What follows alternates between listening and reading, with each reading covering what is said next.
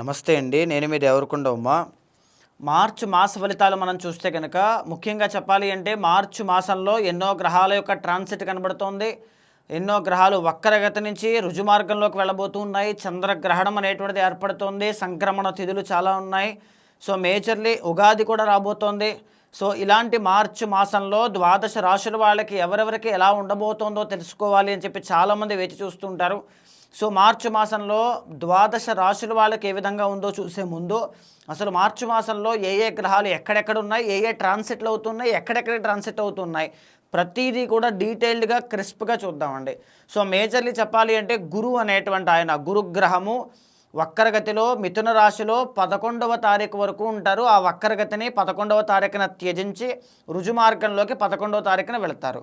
తర్వాత మార్చి 2వ తారీఖున శుక్రగ్రహ సంచారము మీనరాశిలోకి ప్రవేశిస్తుంది. కుంభంలోంచి 26వ తారీఖు వరకు అక్కడుండి 26వ తారీఖు తర్వాత మేషరాశిలోకి ప్రవేశిస్తుంది. మార్చి 15వ తారీఖున రవిగ్రహ సంచారము కుంభరాశిలోంచి మీనరాశిలోకి శనితో పాటు కలయికతో అక్కడికి వెళ్ళబోతోంది. మార్చి 21వ తారీఖున బుధగ్రహ సంచారము కుంభరాశిలో ఉంటూనే వక్రగతిని వదిలేసి రుజుమార్గంలోకి వెళ్ళబోతోంది. అయితే ఇది మాత్రమే గ్రహాల యొక్క ట్రాన్సిట్ అండి. ఏ చేంజెస్ జరిగినా ఇవే జరుగుతున్నాయి తప్ప పెద్దగా ఏమీ లేదు. బాగా గుర్తుపెట్టుకోండి.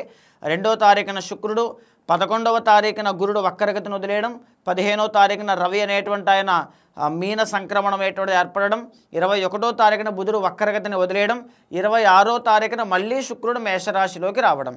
సో ఈ యొక్క గ్రహ ఫలితములు అనేటువంటివి మిగతావి ఎక్కడున్నాయి అంటే సింహరాశిలో కేతు ఉన్నారు, కుంభరాశిలో కుజగ్రహ సంచారం జరుగుతోంది ఏప్రిల్ 2వ తారీఖు దాకా. కుంభరాశిలోనే బుధగ్రహ సంచారం కూడా జరుగుతోంది. కుంభరాశిలో రాహుగ్రహ సంచారం జరుగుతోంది. మీనరాశిలో శనైశ్వర సంచారం అనేటువంటిది జరుగుతోంది. ఈ గ్రహాల యొక్క సంచారము ఆధారితంగా ద్వాదశ రాశుల వాళ్ళకి ఏ విధంగా ఉంటుందో మనం చూద్దామండి.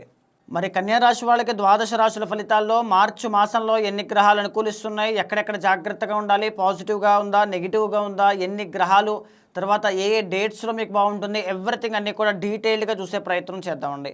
కన్యారాశి వాళ్ళకి ముఖ్యంగా మనం చార్ట్ వైజ్ మొత్తం అంతా చూద్దామండి.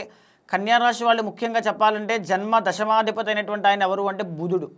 సో జన్మ దశమాధిపతి బుధుడు ఈ మాసంలో మీకు చాలా బాగున్నారు. మీ కెరీర్ గ్రో అవ్వడానికి, మంచి ఆరోగ్యం ఉండడానికి, కాన్ఫిడెన్స్ ఉండడానికి, పని చేయడానికి అన్నిటికీ కూడా శుభదాయకంగా ఈ మాసంలో ఉంటుంది. వ్యాపారస్తులు ఎవరైతే కన్యారాశిలో ఉంటారో ఎక్కువగా వ్యాపారం చేసే వాళ్ళు ఉంటారు. చాలా తెలివితేటలు ఉంటాయి కాబట్టి, బిజినెస్ స్కిల్స్ ఉంటాయి కాబట్టి, మల్టిపుల్ కెరీర్స్లో కూడా ఉండే అవకాశం ఉంటుంది కాబట్టి, అయితే అలాంటి వాళ్ళందరికీ కూడా మంచి శుభదాయకమైన ఫలితాలు అయితే ఈ మాసంలో మీరు చూస్తారు. దీంతో పాటుగానే 2nd అండ్ 9th లార్డ్ అయినటువంటి శుక్రగ్రహ సంచారాన్ని మనం బాగా గమనిస్తే ఈ మాసంలో మీకు శుక్రుడు అనుకూలంగా లేరు. సో దీనివల్ల ఏంటి అంటే ధన ఆదాయము అనుకున్నటువంటి రీతిలో కాకుండా కొద్దిపాటిగా తక్కువ వచ్చే అవకాశాలు శుక్ర బలం తగ్గడం వల్ల మీకు కనబడుతోంది.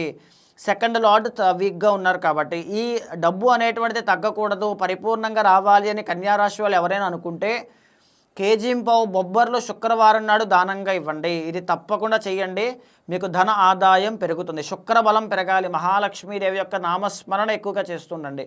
శుక్రబలం పెరుగుతూనే ఉండాలి. తర్వాత ఏంటి అంటే 3rd and 8th lord. 3rd and 8th lord ఎవరు అంటే కుజగ్రహ సంచారము. ఆయన ఎక్కడున్నారు అంటే మేజర్లీ ఆయన 6th హౌస్లో చాలా బాగున్నారండి.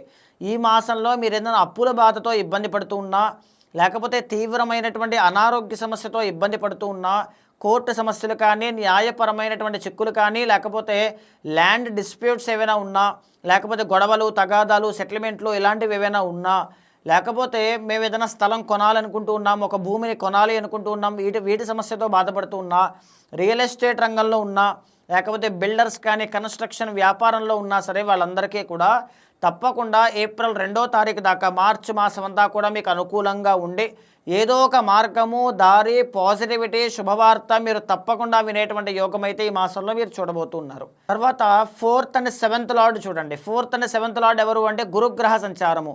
ఆయన ఎక్కడున్నారు? కన్యారాశి వాళ్ళకి దశమ స్థానంలో ఉన్నారు. దశమ స్థానంలో గురుడు ఉండి వక్రగతిని వదిలేసి రుజుమార్గంలోకి వెళ్ళబోతున్నారు 11వ తారీఖున. సో ఈ యొక్క ఫ్యామిలీ లైఫ్లో ప్రాబ్లమ్స్ అనేటువంటివి స్వల్పంగా కొద్దిపాటిగా ఖచ్చితంగా ఉండే అవకాశాలు, ఫ్యామిలీలో వాళ్ళకి ఇంట్లో ఉండేటువంటి వాళ్ళకి ఏదైనా ఆర్థిక సమస్యల వల్ల మీ డబ్బులు ఖర్చు అవ్వడమో, వాళ్ళ యొక్క ఆర్థిక సమస్య కోసం మీరు బాధపడటమో ఇలాంటివి జరిగే అవకాశాలు. 7th లార్డ్ కూడా అవుతారు కాబట్టి పెళ్ళి కానీ ఏదైనా అనుకుంటే అది పోస్ట్ పోన్ అవ్వడమో, లేకపోతే వాటిలో ఆటంకాలు ఎక్కువగా రావడము, మెరిటల్ లైఫ్లో కొద్దిపాటి డిస్టర్బెన్సెస్ కెరీర్ వల్ల రావడము, బాగా గుర్తుపెట్టుకోండి. మెరిటల్ లైఫ్లో కొద్దిపాటి డిస్టర్బెన్సెస్ కెరీర్ వల్ల రావడము జరిగే అవకాశాలు. బిజినెస్లో కూడా ఇందాక దశమాధిపతి అయినటువంటి బుధుడు బాగున్నారు, వ్యాపారం బాగుంటుంది అనుకున్నాం, కానీ సప్తమాధిపతి బాగాలేదు. దీనివల్ల ఏంటంటే 50-50 అన్నమాట. అంటే వ్యాపార కారకుడు బాగున్నారు, వ్యాపార స్థానం బాగాలేదు. కాబట్టి ఆ విషయాల్లో, వ్యాపారం విషయంలో కూడా మరింత తెలివితేటలతో అడుగులు వేయాలి, అప్పుడు మాత్రమే అనుకూలంగా ఉంటుంది. తర్వాత 5th అండ్ 6th లార్డ్ అయినటువంటి శనిగ్రహ సంచారం ఎక్కడున్నారు అంటే 7th హౌస్లో ఉన్నారు. 7th హౌస్లో శని అండి. వెన్నుపూసకు సంబంధించిన ఆరోగ్య సమస్యలు ఉన్నాయి, సంతాన విషయంలో బాధ ఇబ్బంది ఉంది అనుకుంటే పర్వాలేదు, మిశ్రమంగా ఉంది, ఖచ్చితంగా ఓవర్కమ్ చేసేటువంటి యోగం అయితే జాతకంలో కనబడుతుంది.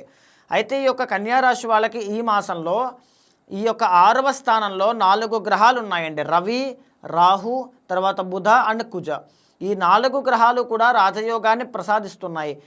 ఏ విషయాల్లో రాజయోగం ఉంటుంది అంటే శత్రువులు, మీకు ఎవరైనా శత్రువులు ఉంటే వాళ్ళని పరాజితము అంటే వాళ్ళని దాటి, వాళ్ళని ఓడించి, ఓవర్కమ్ చేసి డిఫీట్ చేసేటువంటి యోగము, ఆ సిద్ధి మీకు కలుగుతుంది. అప్పులు ఏదైనా ఉంటే రుణ బాధల నుంచి బయటపడేటువంటి యోగం మీకు పడుతుంది. అనారోగ్య సమస్యలు ఏవైనా ఉంటే వాటి నుంచి బయటపడేటువంటి యోగం ఈ మాసంలో మీకు పడుతుంది. అయితే 15వ తారీఖు, మార్చి 15వ తారీఖు వరకు మాత్రమే రవి అనేటువంటి ఆయన రాజయోగాన్ని ఇస్తారండి. మార్చి 15వ తారీఖు తర్వాత మళ్ళా ఆ రాజయోగం ఉండదు. సప్తమ స్థానమైనటువంటి మీనరాశిలోకి వెళ్ళిపోతారు. అక్కడ ఆల్రెడీ శని ఉన్నారు. సప్తమంలో రవి శని ఇద్దరు కూడా బద్ధశత్రువులు. అక్కడ వాళ్ళిద్దరికీ కూడా గ్రహయుద్ధం అనేటువంటిది ఉంటుంది. పైగా అక్కడ శుక్రుడు కూడా బాగాలేదు. సప్తమ స్థానంలో 3 గ్రహాలు అనుకూలంగా లేవండి.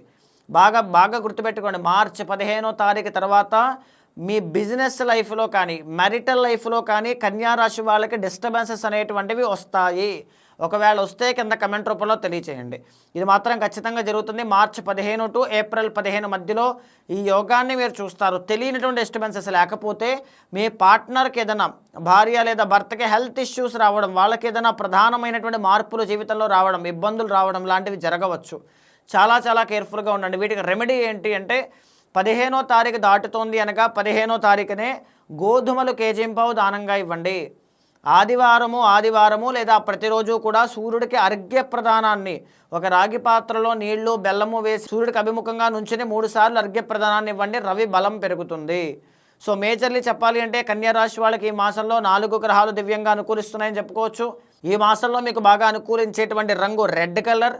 మంగళవారం బాగుంటుంది. నెంబర్ 9 అనేటువంటిది బాగా కలిసి వస్తుంది అని చెప్పొచ్చు.